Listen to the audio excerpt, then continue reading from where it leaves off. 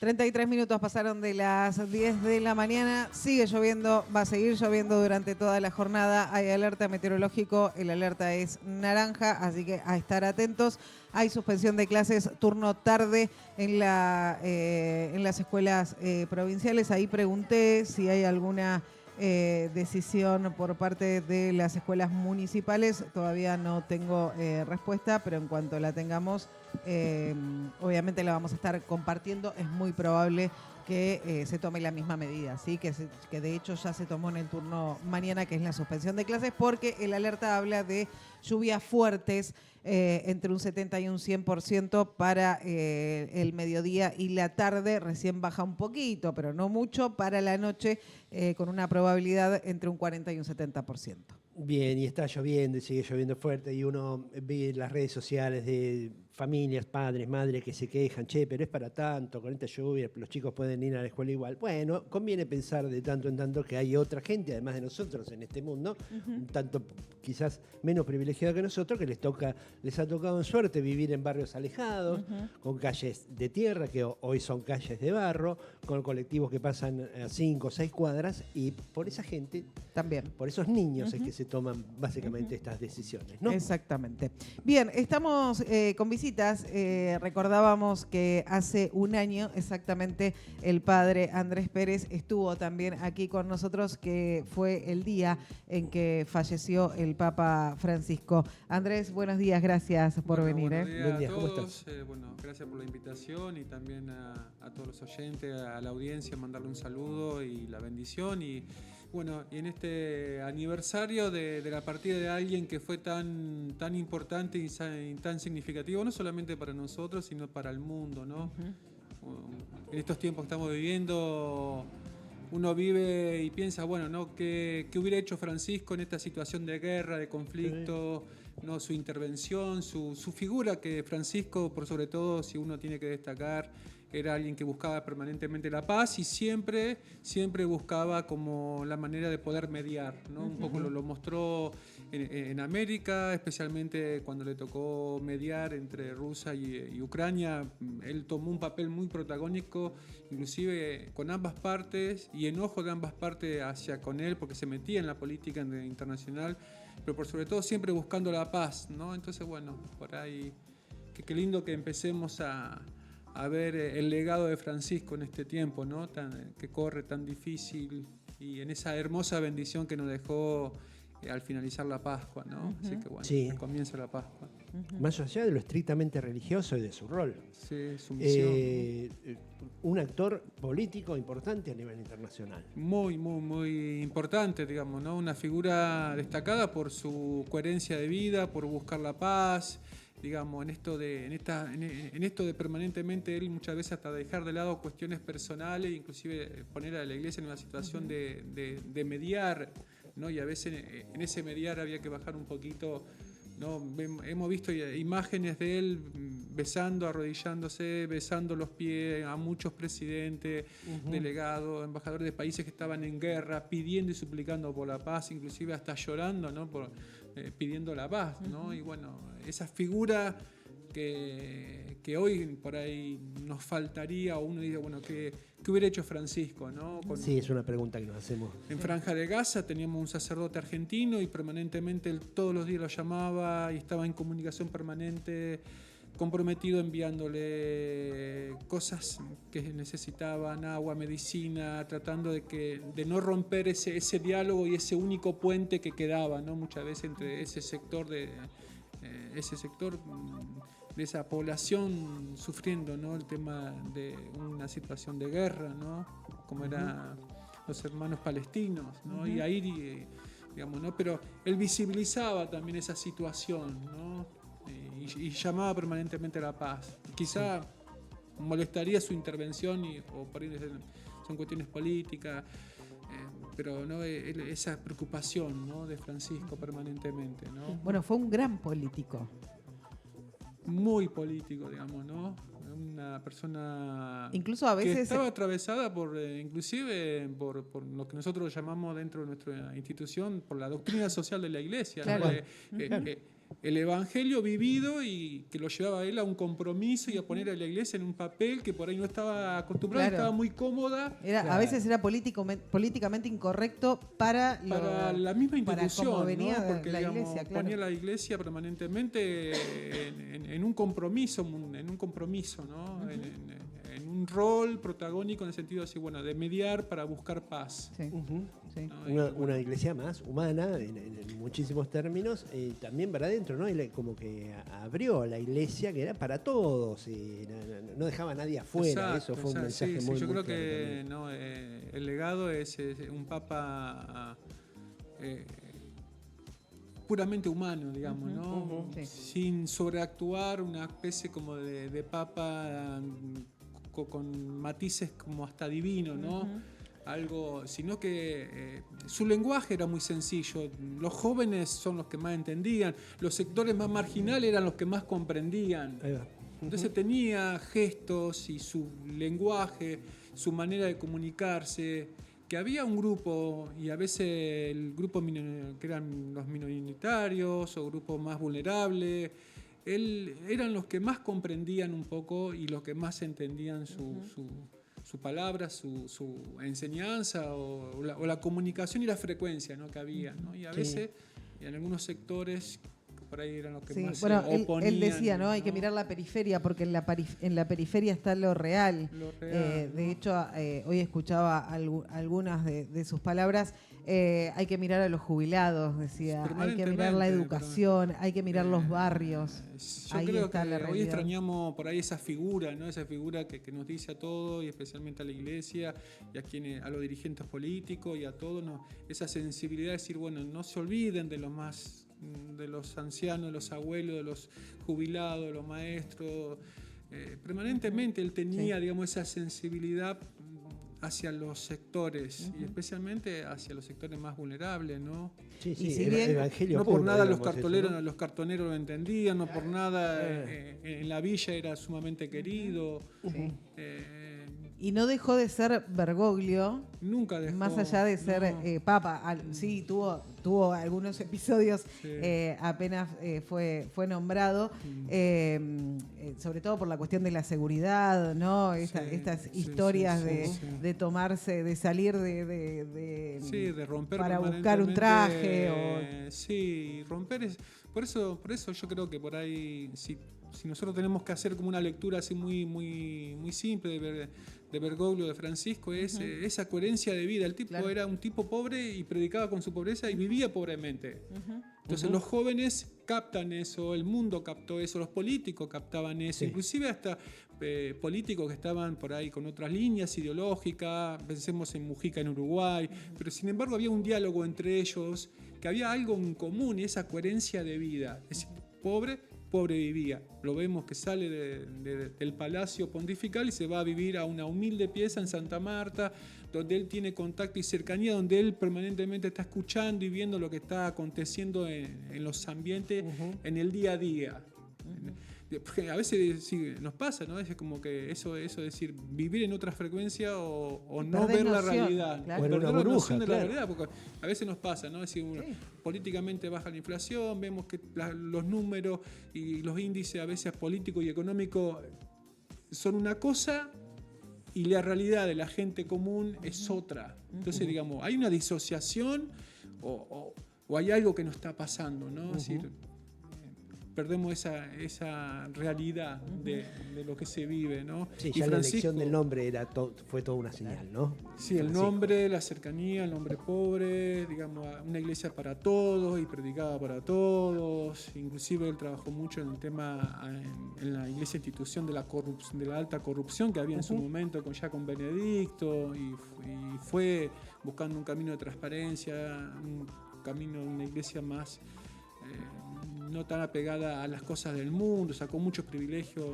inclusive a nivel clerical, donde él a veces tenía sus conflictos más grandes que eran en su entorno, por ahí a veces, ¿no? Una resistencia muy fuerte. Una resistencia muy fuerte, con gente política. con mucho poder, dentro mucho de su dinero, propia iglesia. lo sacó, pero ese grupo de poder y gente con dinero que lo sacó, seguían operando de afuera, entonces bueno, ahí se daba y permanentemente vivían haciéndole operetas al Papa, ¿no? Sí.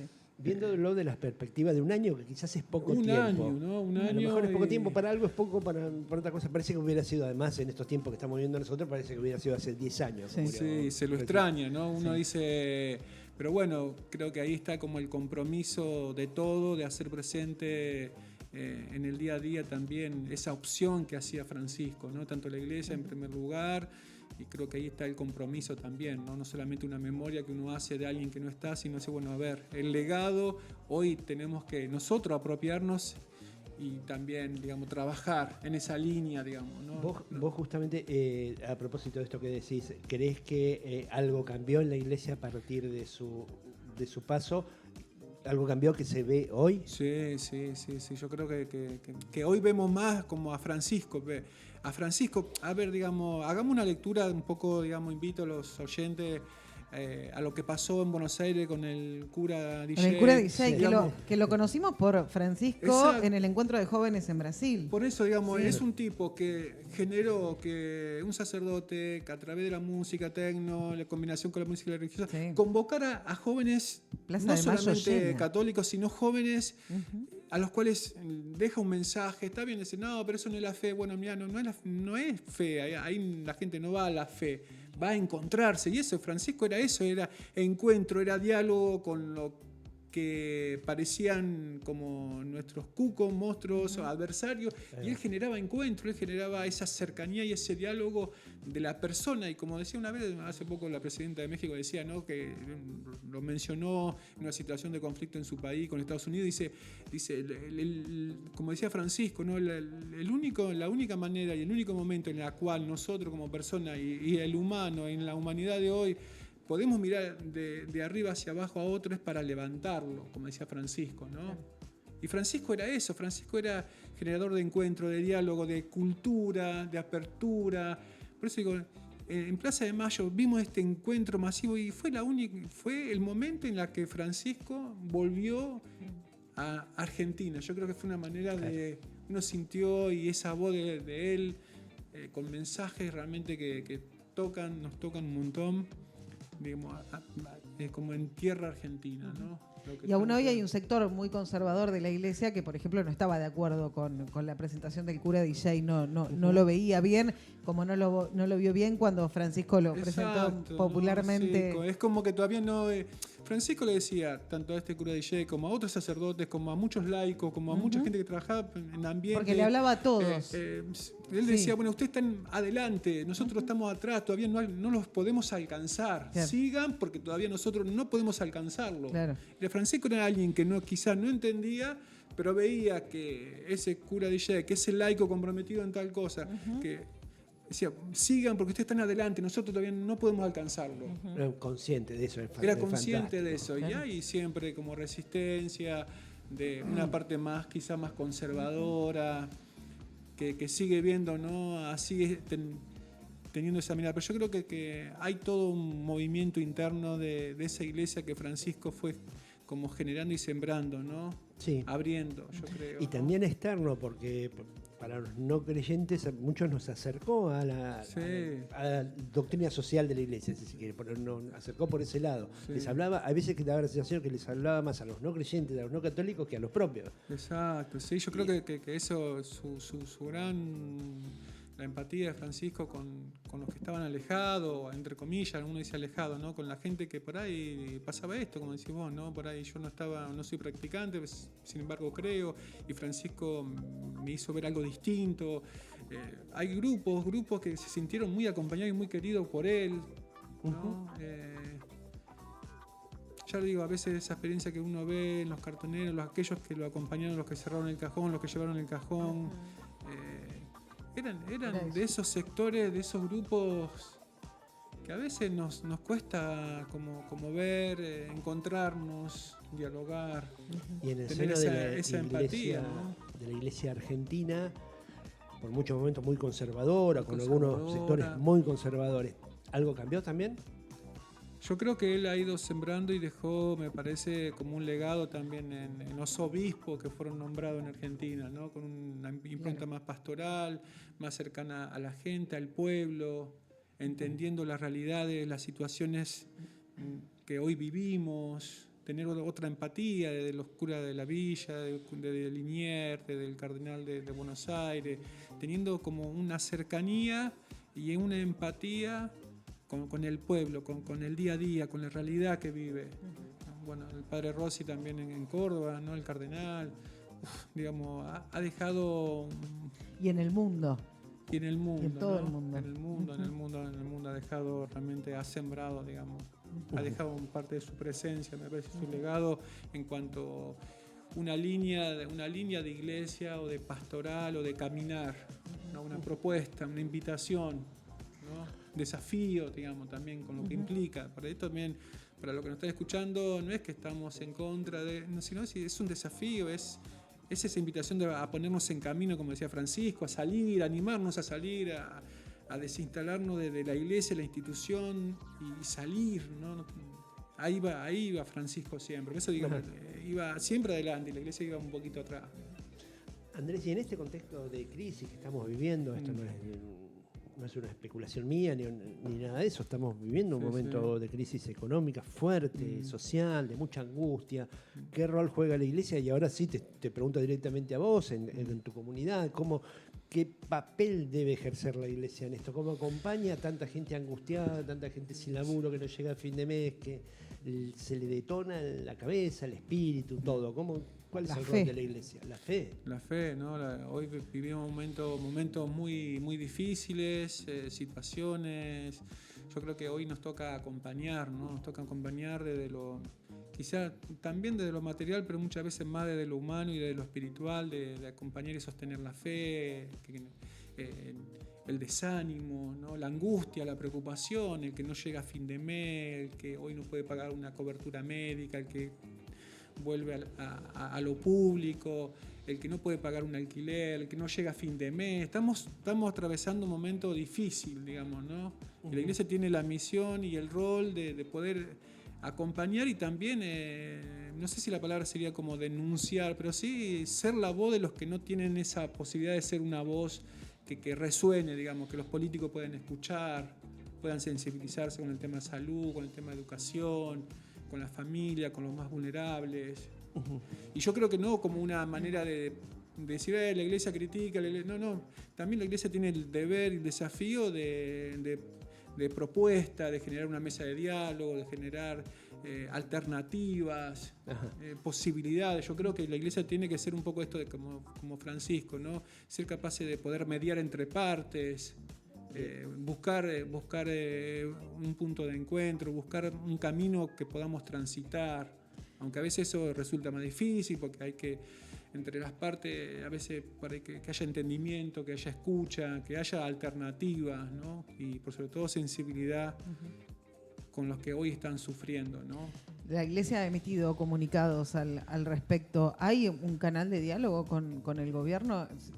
¿A vos te parece que este gobierno escucha a la iglesia? El cardenal de Buenos Aires, García Escuerva, creo que está haciendo camino, digamos, está abriendo puentes. Digamos, la iglesia, por sobre todo, lo que tiene que hacer es como Francisco nos enseñó, por sobre todo tratar de sostener, aunque sea el mínimo de comunicación, un mínimo de puente para poder seguir avanzando y generar esto que decíamos, ¿no? Una mesa de diálogo, una mesa de propuesta, una mesa en la que se presente la realidad y lo que está sucediendo, ¿no? Claro. Y ver cómo se puede salir de este momento tan difícil. Yo creo que todos lo vemos, será cuestión de decir, buscar alternativas y propuestas. Vos andás mucho por los barrios. Sí, por eso por ahí trato por ahí lo comparto no es por un discurso, una cuestión ideológica, sino es la realidad. Claro, yo tengo mi madre que es jubilada y ahí estamos intentando que llegue la vacuna y cuando llegan 10 y hay 200 jubilados y esperando. Entonces uno tiene la sensibilidad de la propia vida, que es mi familia, que es mi madre que son jubiladas, es decir, vemos la situación a veces de salud, vemos la educación, veo lo que le cuesta a mis hermanos llegar a fin de mes, entonces digamos... Sí, es imposible despegarte quizás de eso. Hay algunos que le está yendo bien y bendito sea Dios lo que le está yendo bien, pero hay una gran cantidad, hay una mayoría que no la está pasando bien. Claro. Y de lo personal te pregunto, ante estas injusticias, porque son verdaderas injusticias sociales, ¿esto en algún momento te hace tambalear la fe o te la afianza o cómo lo manejas? Y uno intenta siempre buscar como el lado de esperanza y la parte que se puede, la parte que hay que seguir, pero bueno, hay que sostener eso, ¿no? Porque por ahí... Sí, ¿cómo convences de la importancia de la pero fe? bueno, la persona que se quedó sin trabajo y Claro. no puede llevar comida, no puede llevar la comida a la mesa de su familia, el que no puede pagar una obra social, el que no puede pagar el alquiler, el que está...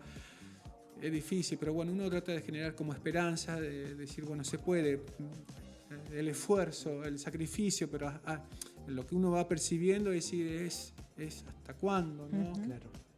Digamos, vemos como que el agua va llegando a un límite, entonces Claro. esperemos que también los políticos puedan leer, puedan ver la situación, digamos, ¿no? Que no se lean como simple número o estadística, bajamos acá, pero ¿cuál es el costo? ¿Cuál es el precio? Sí, bajó la inflación, hay menos gasto cero, público, pero sí. déficit cero, sí, pero el costo es lo que a veces vemos en lo cotidiano, es decir, la gente sin recursos, salud, educación, obras. Y esto de salirse del individualismo, ¿no? Buscar redes de contención entre el propio barrio, las instituciones del barrio, no solamente la iglesia. Yo creo que lo que sostiene hoy muchas veces los barrios, el no tener recursos, es la ayuda del vecino al vecino, comedor, siempre, digamos, si algo que destacamos del argentino es esta capacidad solidaria de generar algo sin tener los recursos, digamos. Sí. Con muchos de los entrevistados que hemos tenido este año, con muchos coinciden en esto de que la gente está como metida para adentro, ¿no? Y la posibilidad de implosionar puertas adentro. Y ahí lo que decíamos recién y lo que te preguntábamos recién respecto de la fe. Sostenemos nosotros desde este espacio y creo que vos vas a coincidir de que la salida es colectiva, ¿no? Más allá de todo, pero el poder compartir con el otro lo mal que estamos puede generar una no sé, como alentarse, ¿no? Digo, buscando para que haya mayor empleo tiene que haber crecimiento sostenido, ¿sí? Si no, es un falso lo social, ¿no? Yo creo que sí, creo que en esta Semana Santa vimos mucha más gente que otras veces.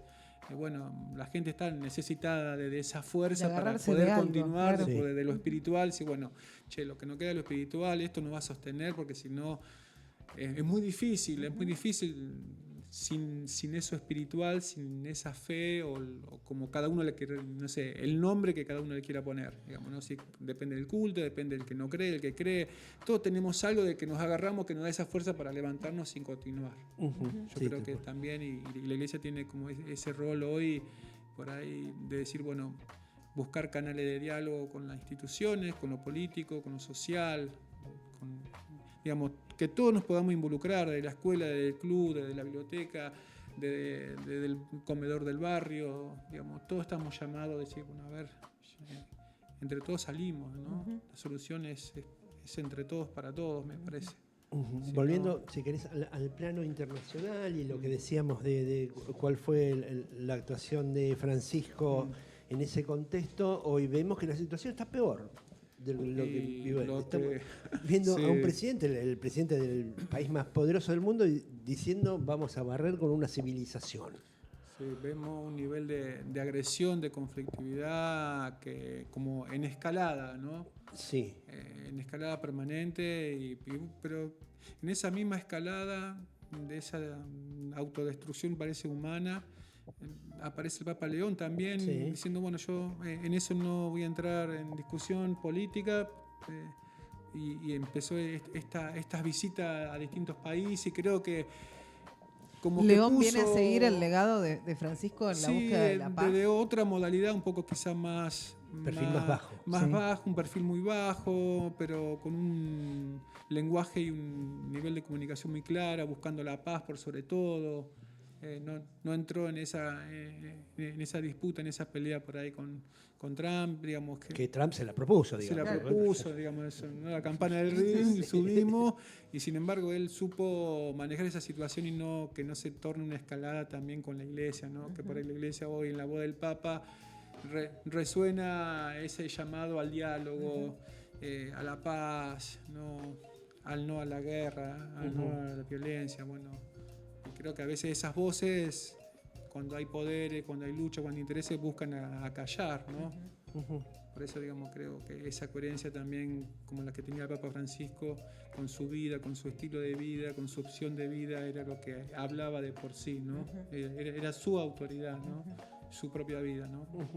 Y esto del acercamiento con el otro, incluso con líderes de otros credos, ¿no? Muy importante, sobre todo en este contexto, ¿no? En permanente diálogo con otros credos, tanto con el mundo hebreo, judío, con el mundo árabe y el mundo también religión musulmana, y también visitando otros países, otras creencias, de otra filosofía, recibiendo también a los líderes políticos también, digamos, aún estando en otra vereda, en la vereda del frente, como decimos nosotros, ¿no? Sin embargo, él permanentemente tenía esa capacidad de hacerse más pequeño para siempre dejar ese puente, ese camino de diálogo. Yo creo que ahí está también la grandeza de un gran líder.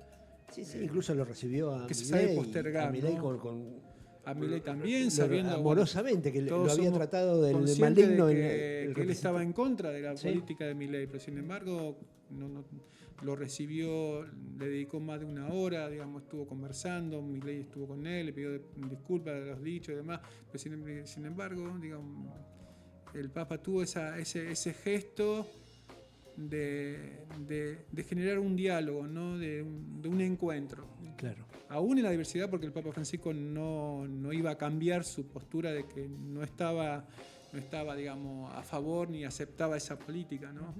Pero el diálogo nunca se corta. El diálogo nunca se corta, aún en la diversidad, siempre se puede hablar, siempre cuando hay escucha también, digamos. Bueno, eso es un poco el legado hermoso que nos deja nuestro querido Papa Francisco en este aniversario que acá estamos recordando con mucho cariño, y con todo el desafío que nos deja a todos y especialmente a nosotros, ¿no? Y que ya se está hablando que Dios quiera, yo creo que puede ser un momento importante también para nosotros como pueblo argentino. Se está hablando que posiblemente entre octubre y noviembre, en una de las giras, podamos tener la visita del Papa León. Así que sería quizás un momento muy importante, ¿no? Un papa más latinoamericano que estadounidense, ¿no? Exacto, alguien que ha estado en América Latina, que han vivido muchísimo tiempo en Perú y que ha de visitado hecho utilizó el español el día que asumió, utilizó el creo español para hablar. Nos va a hacer bien a América Latina y especialmente si en esa visita que también creo que todos estamos esperando acá en Argentina. Sí, que Francisco no la pudo hacer por razones obvias, digamos. Exacto. Porque hubiera sido un desastre. La disputa política. No era el momento sociopolítico adecuado para su llegada. No, y viste que los argentinos también somos muy especiales. Tremendamente. Todo va del lado de lo futbolístico, es amor-odio, no tenemos un término medio. Messi, Maradona. Claro, tal cual. Amor-odio. Los argentinos tenemos un poquito también esa pasión, pero de los también extremos. esa pasión que a veces nos lleva a extremos. Y bueno, yo creo que hoy estamos en un momento, ya te digo, en un momento en donde necesitamos quizás esa visita y que nos genere que todos los ámbitos y todos los factores que conforman un poco la dirigencia política en Argentina puedan encontrarse, ¿no? Y bueno, y por ahí también hoy, que es un día que en redes sociales obviamente que ves declaraciones de Francisco en todos lados, ¿no? Todo el mundo recordándolo, tomar esto, ¿no? Mirar la periferia y ojalá este gobierno mire las periferias, las escuche, las atienda. Y ya de igual modo, esto lo digo yo, me hago cargo, ya con que no las agreda más estaría, claro, ya con eso te digo que tenemos la vara tan baja que nos conformaríamos, ¿no? Digo, hay un proyecto de ley que entra por Senado para modificar la ley de discapacidad que nunca aplicó. La educación también está siendo afectada, nuestros jubilados, no solo con las jubilaciones, con el haber que perciben, sino también con la atención en salud. Hay un montón de cuestiones que hacen a la periferia, el potenciar trabajo, que es una herramienta fundamental para cartoneros, para mujeres que atienden los comedores en los barrios, para las periferias que son centrales, no son periferias, son centrales, es el pueblo. Estoy totalmente de acuerdo y un poco recordando las palabras del Papa Francisco, esto que permanentemente decía, hagan lío, es eso, ¿no? La esperanza, no tengan miedo, permanentemente el Papa nos invitaba a esto de no tener miedo, al salir la periferia, el Papa permanentemente nos insistía en esto de también de que no dejemos de soñar, que no perdamos nuestros sueños, ¿no? Yo creo que... Y esto de una de las cosas que él decía, la unidad vence el conflicto. Exacto. Uno de los 3 ejes que tenía era eso, no perder de vista buscar siempre el encuentro, como el Papa Francisco lo hacía, era un generador de encuentro, de diálogo y también de oportunidades, ¿no? Porque él permanentemente, si era alguien que estaba preocupado, era por buscar cómo el otro pudiera estar un poco mejor. Esto que decía, él citaba al Martín Fierro, ¿no?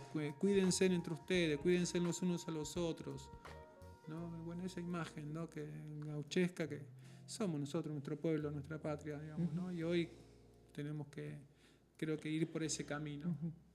Andrés, muchísimas gracias. Gracias a ustedes. Y un saludo a los oyentes y muchas bendiciones y nos volveremos a encontrar en otro momento y seguro con lindas noticias. Pero quizás ojalá, para la avenida del nuevo Papa León nos visite, claro. Así que nos iremos preparando con mucha alegría, entusiasmo y ahí vamos. Gracias. Muchísimas gracias, Andrés. El padre Andrés Pérez, aquí en Pasados de Rosca. 5 minutos pasaron de las 11 de la mañana. Si te parece, ya nos despedimos. Y nos vamos nosotros también. Sí, hay alerta meteorológico. Están las clases suspendidas para el turno tarde. Y a las 4 de la tarde va a haber un nuevo parte informando qué pasa con la educación durante la tarde y noche, ¿no? Que hay mucha gente que asiste. Así que estén atentos a las redes oficiales de Jefatura Distrital, sí, porque, aparecen cosas que son medio truchas. Sí, así que vayan a las redes oficiales de Jefatura Distrital y ahí van a encontrar toda la info. Bien, cuídense, nos reencontramos mañana, cuídense entre ustedes y al que está al lado también. Exacto, excelente jornada, chau, chau.